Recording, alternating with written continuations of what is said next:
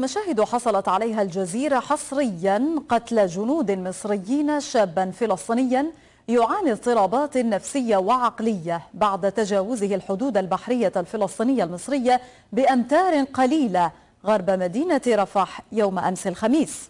وتظهر المشاهد الشاب الفلسطيني وقد بدا عاريا تماما وهو يجتاز المنطقة الساحلية الحدودية قبل أن يطلق عليه الجنود المصريون المتمركزون في الثكنات العسكرية على الحدود النار بشكل مباشر دون إنذار أو تحذير.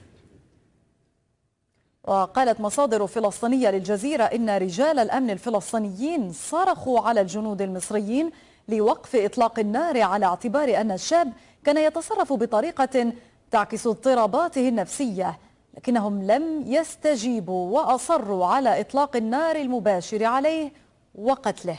وبعد التأكد من قتل الشاب نزل الجنود المصريون إلى الشاطئ وسحبوا جثته حيث ما زالت السلطات المصرية تحتفظ بها ولم تسلمها إلى الجانب الفلسطيني.